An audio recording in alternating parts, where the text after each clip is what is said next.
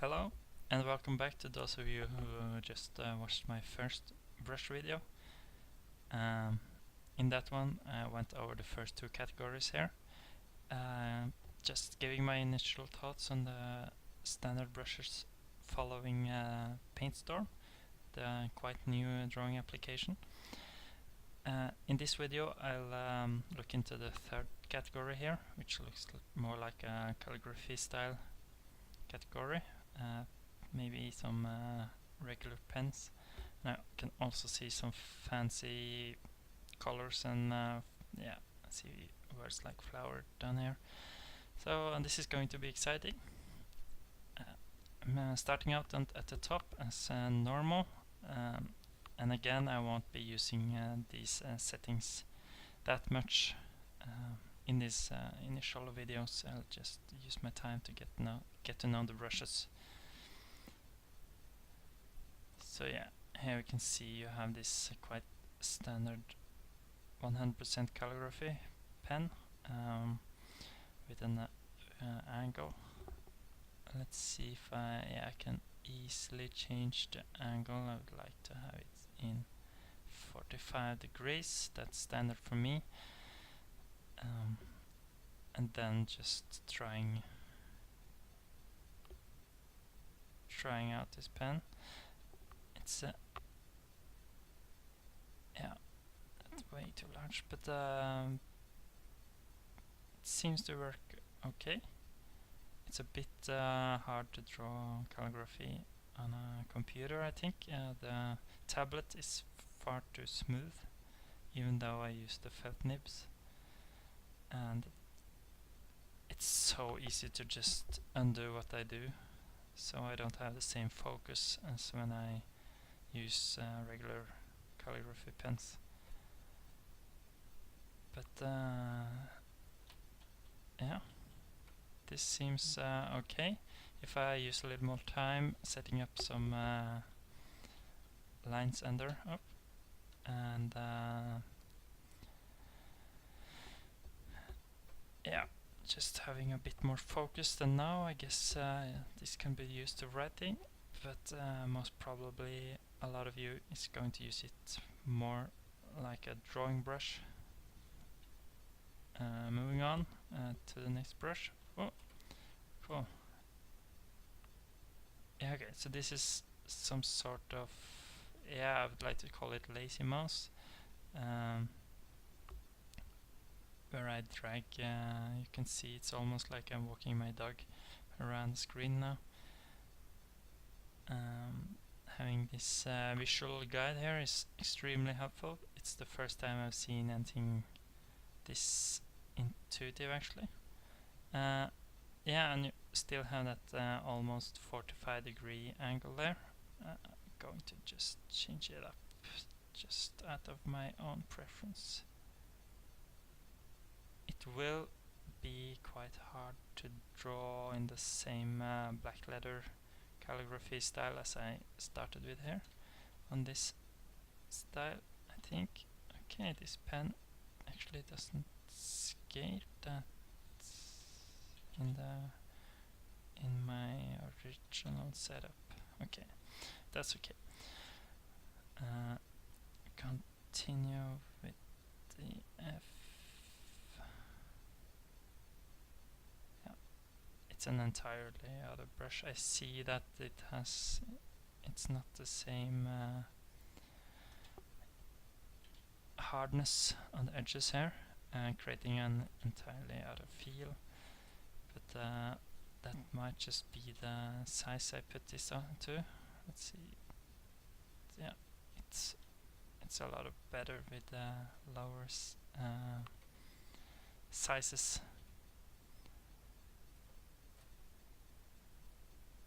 Yeah, not easy to use at all. Still managed to write something there. Let's try the next one. It's a simple ink brush. Yeah, it's almost like a thin to thick something. I don't know what I can call it. Pen isn't. Yeah, some reason it's hard to get that soft finish. It's like it just stops. Yeah, when I first started, it just stops when I just really let go of the pressure a little bit. So I have to create these fast thin lines to get effects like this, and I guess that's some of the point. This looks like something you use in a Japanese drawing or something, or creating Japanese letters for all I know. Just realized I don't know any Japanese letters. Maybe this is one. Lambda, I think. Yeah. Anyway, moving on to the next one. This is actually quite cool for creating leaves. Yeah, foliage in some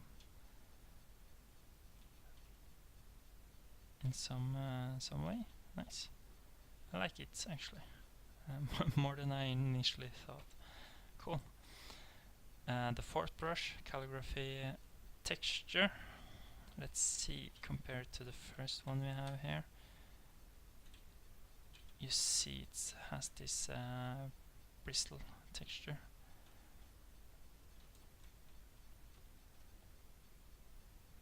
Yes, I can show you this feature now. You see, if I move my brush here and here and hold shift, I get this line from my ending point.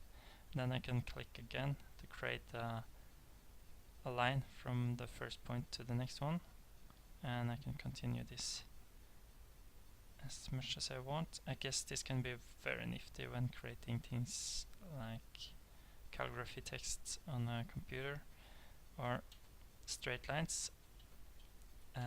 It's not bound to the 45 degrees axis on Photoshop, but you can create these lines from any place you want.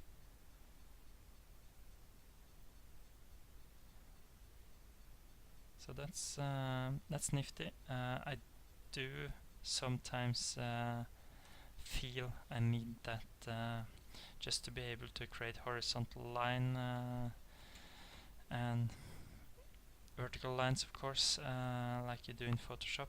But this is better than having no option for similar things, like with, for example, Krita. Do comment if you know about some automatic horizontal line in Krita, like Photoshop and Paintstorm have. Yeah, let's see. Going to the next one. It's called After One. I have no idea what that means. So let's see, we have some pretty hard round brush here. Yeah, okay. Of course, after, I guess it uses the preprocessor features of Paintstorm. I've heard about them. I can't actually see them here in the settings, but that's something I'll have to look into later. So it's just when I draw, I get this full opacity line, and then when I release, it calculates from thin to thick and back to thin. So it's a good brush to use in many cases, I guess. Let's see. Yeah, you get to have these cool effects without actually thinking about your pressure on the tablet, and you still can create almost flower-like things. Yeah, it's a cool brush, nifty. It seems to have some sort of fade out if I draw very fast and with very low opacity or pressure on my brush, and then again if I press just normal, I get its full opacity. So there's a few things to think about when you use this. So let's try out this next one after 2. I guess these more of the same things. It feels like there's some sort of randomness in the size here. I can see this icon is glowing. Yeah, random there. I just guessed that it was something about that pressure or that size. But that's okay. These are quite sketchy brushes, if I can call them that. Creating a thin to thin through thick line, using more focus on the opacity here, I see. If I start thin, no matter how much I press, I actually press quite hard now. I see I can't force the size to be any bigger than the start. So that's quite cool. You can set some restrictions right away. So if I start heavy, I will get a more heavy line throughout. And I can also see that it fades, or it starts quite large and then just doubles into nothingness in the end, compared to this one, who starts thin and ends up thin. Yeah. Sorry guys. Moving on after 3. So yeah, this has 0 opacity from the start, it looks like.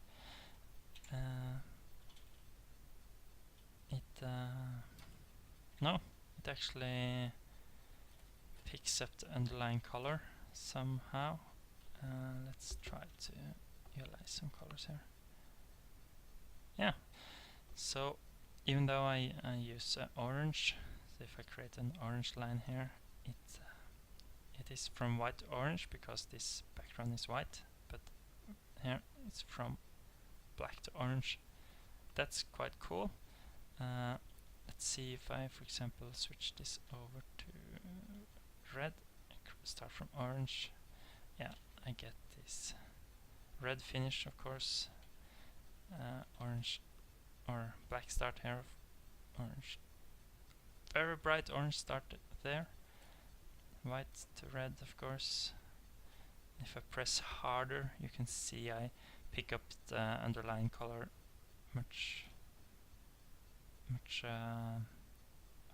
harder than if I press softer, which you can see it's some differences there, not that much. Maybe there's maybe it gets the area color. Say this covers my entire circle with black, so it gets quite black, but here it covers half the circle. Still select inside the black, it's much more gray right away, so it's pick up the average color from underneath, creating cool lines. Like how they automatically pan into nothing, so you can just quickly dabble down some strokes and you get the thickness of the brush right as you want it, of course, if you want it this way.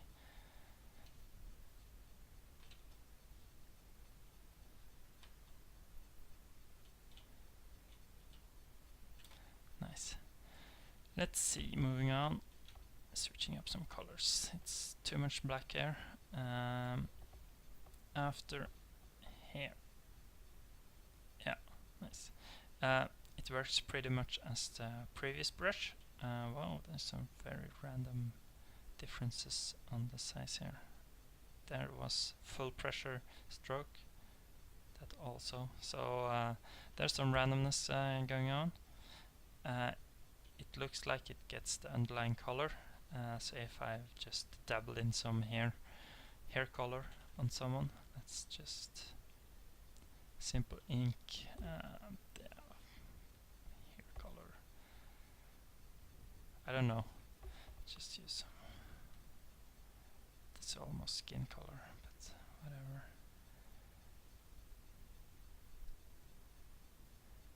It feels like I suddenly forgot how hair color looks like. Yeah, let's pretend this he just got his great hair, but it's a bit short. Using this, I guess I could create some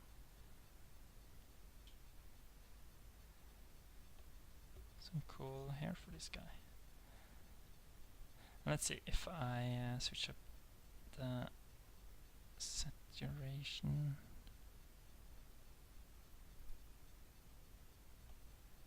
Value a little bit. I still get the initial color here, but it fades out to a much brighter orange most of the time. Anyway, let's see if I change this up, getting this just a tiny bit brighter here, and then the hairbrush again. Yeah, I can get I get this brighter color as a base. The reason I get some of these darker lines is because my brush is so huge. So when I click here, I get the average of the blackness on the bottom of the brush. So as you can see, it really depends on the size of everything else, or the surroundings of the brush. For some reason I can't seem to change the size of my brush with my regular short key for none of these brushes actually. Oh, there's something going wrong because I can't do it here either. Let's see, just quickly checking that hotkey.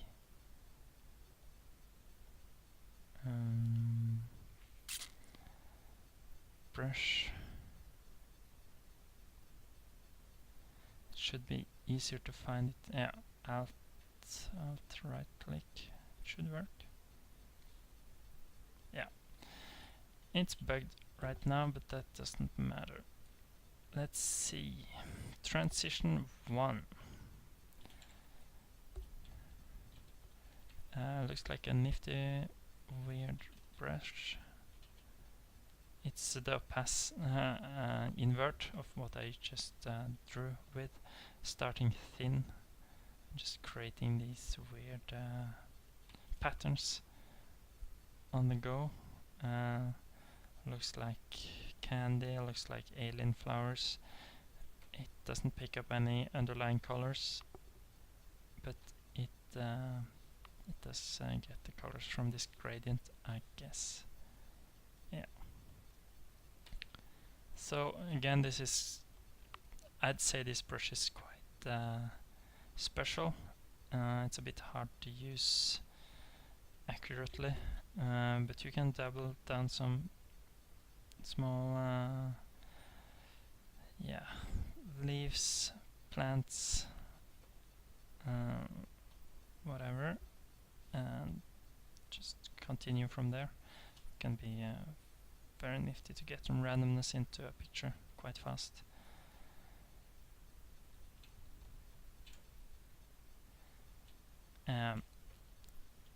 While I'm, I just realized I zoom out to check what my creation is, even though this is just random doodles. But I got reminded of a nifty feature. I can hold space and click shift, and then I get to see a full-size preview of the screen. That's a bit cool. Apparently, if I release my cursor there, no, if I click there, yeah, if I click on some places here, I get zoomed into that place when I release space and shift. Cool. Let's see. Transition grass. I think that's writing error. But let's try. Yeah. So again, like these ones, this goes from thick to thin, but yeah, adds that little thick, thin part in the end, so you get some sort of leaf again. I see it says grass, so I'll add some green to this then. Yeah.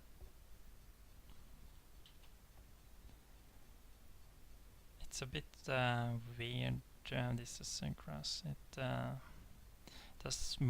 looks more like leaves to me, but that's okay. It seems like there's there's some randomness in the colors. As you can see, I am quite consistent with the pressure, and even though I start from this black, I get brighter and darker lines. So it creates some randomness when it comes to creating grass, and it just cuts off after a little while, and then it doesn't matter how long I draw, it just stops. It creates these very, very thin lines, which is barely visible. So you might want to just cut off the stroke before it goes too long, to just avoid these weird artifacts. If it's a renderized image, of course. Let's see, transition leaf. I guess, yeah, okay, so this is more like the invert of what I just used. It starts with the thinnest part, or it starts here, it ends there. So I feel this is the wrong way if I want these leaves to be on this black thing. So I just have to do it the other way, and then again you have to time the length. So I actually would prefer it if it was the other way around, because this way seems a bit hard to use, in my opinion. You don't get that same accuracy going on. If I could start here every time, I get to start there every time, but this is where it should end. So yeah, okay, I got it right there. No, not right. Not right. Right. Not my favorite brush so far. Let's see. Moving along. Yeah, past half of the brushes. This next one is called After Flower. I'm guessing the after part is yet another post processing brush. So let's create some flowers here. Yeah, okay.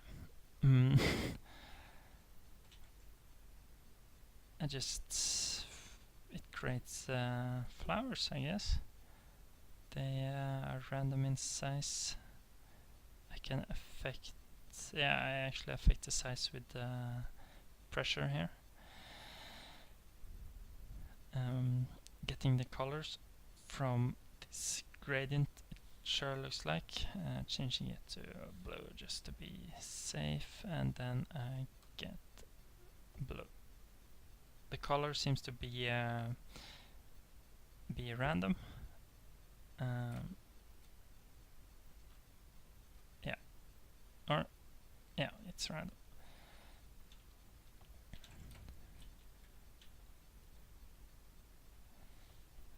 Changing up the size just to check. Yeah, larger flowers, of course.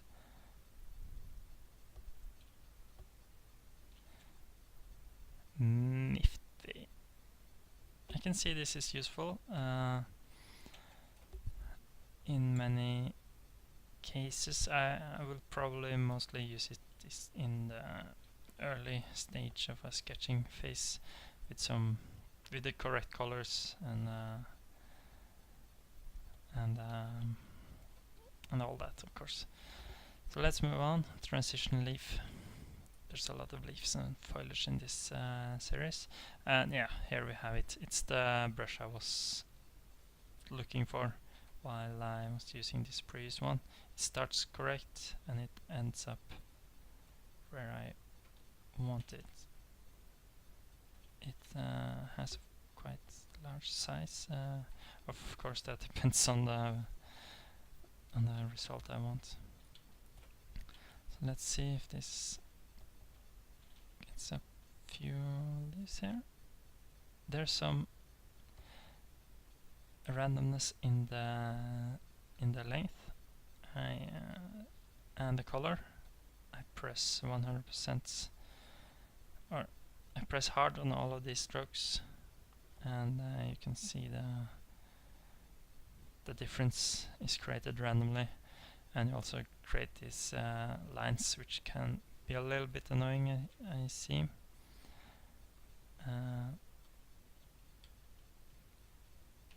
Yeah, I'm not very used to the eraser part of this program yet. I know that I mapped E to the eraser toggle, and that means, let me explain. I'll get this simple ink and just paint in some green here, and then I can, yeah, I'll use this one. And then when I press E, it doesn't look like something changed, but now I have an eraser version of that same brush that I'm using.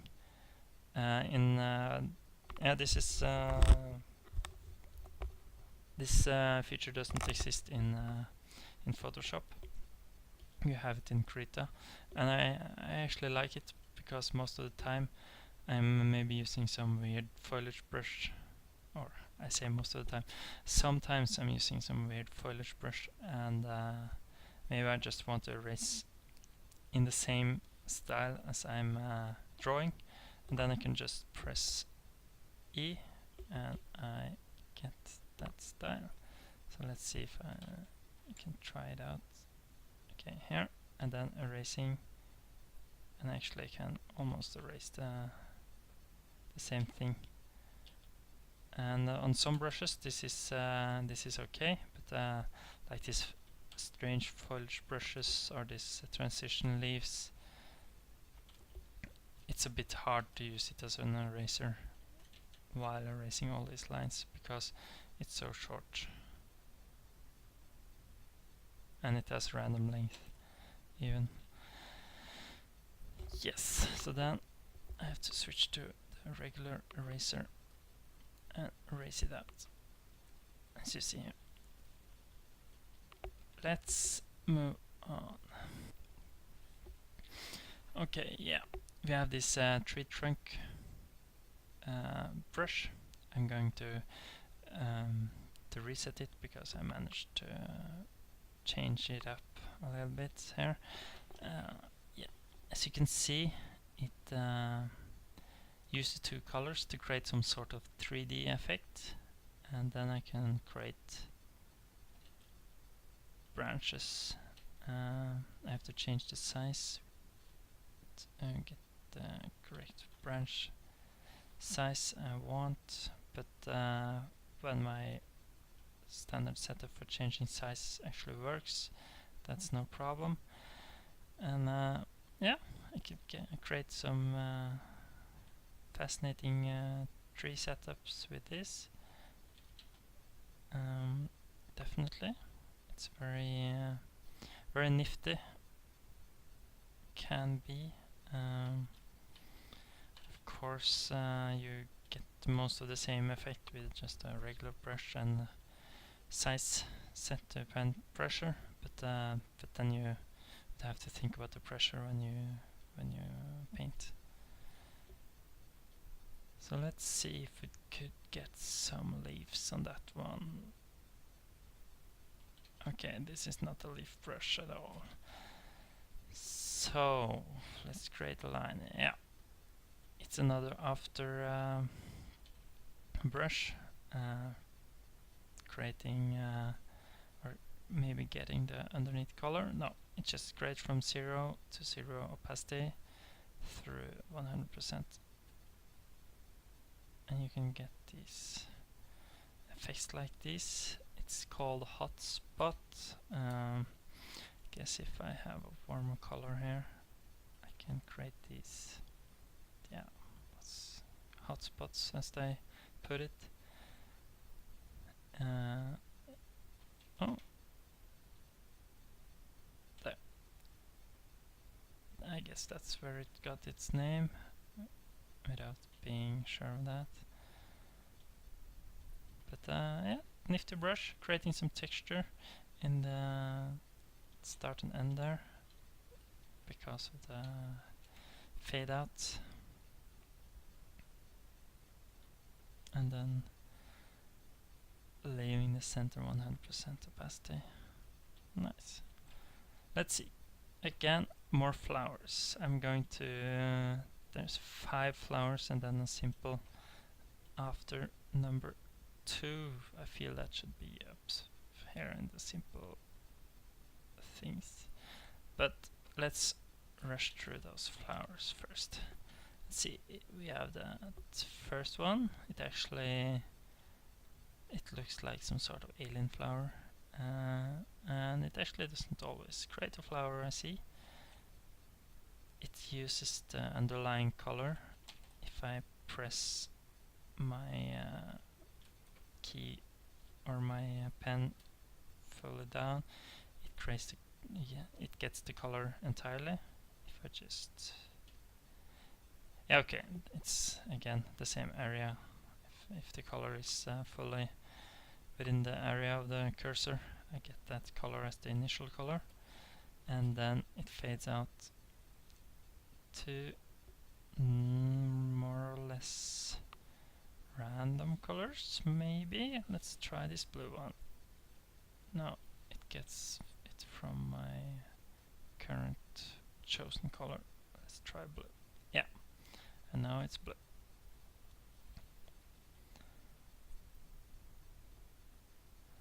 Creating very weird alien-ish foliage, but with more time, correct colors, you probably can create quite cool creations with this brush that doesn't look so futuristic or alien-like.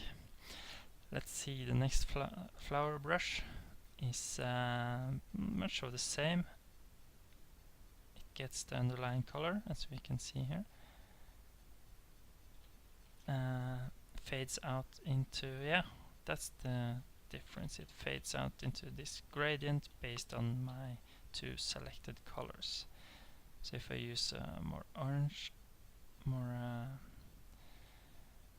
value on my orange here, and then on my blue I change it to green, very darker green. Let's see, and then start from this black, yeah, and it goes from orange to green, and starts with black because that's the underlying color, and then there's a white. So it's a cool brush. It's a bit hard to get used to, I would imagine. But yeah, nice. Going forward, taking the third brush, the third flower brush. Yeah, it mixes the colors in another way. Starts thin, doesn't actually get any much color from the starting point. If the color is actually based on the pressure. If I press hard, I get this orange color. No, if I barely press at all, I get this orange color. And if I press harder, I get some sort of mix, or is it just random It's hard to say actually. Yeah, it's random. Seems to be based on this gradient, which is again based on the two colors that I have selected here, with focus on the primary color, it seems like, because now most of them are greenish. Nice. Next and last area of after flower brush is to be grown here. Okay. So again, it looks a bit futuristic, but I can see this brush is having some usage. It seems to be affected by the underlying colors, because I started out green and now I can see it's dirty mode set to on, so if I move over a lot of white ground, it will get lighter and lighter. And then again, if I move over black, you see it gets darker. And moving over green, it goes back to green. White, it gets brighter. Green, it gets greener. Yeah. It's a nifty feature, this dirty mode. Going to be a little bit hard to use in most or many cases, but it will probably work out fine if you just know about it. You can easily turn it off and get just that same color, probably with some randomness added to it, I guess. And it also seems to pick up on the underlying colors. These are all darker and these are brighter. Yeah. So there's a lot of things going on here. If you remove dirt mode, probably you would want it on just to get this randomness going and yeah, and the initial feel of the brush. Okay, enough time on that one. Let's take this simple after 2 brush and see what it does. Yeah, okay, very as the name suggests, very simple. Goes from thick to thin, and again it's a post process, so it happens after I release my brush stroke.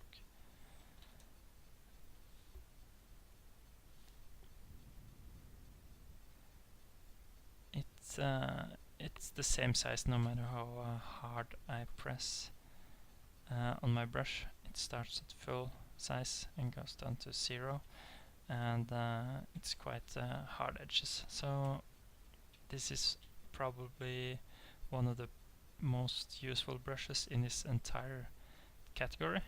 So I'll just actually move it up, or let's see, move it up and put it there because I like it. Nice. This actually concludes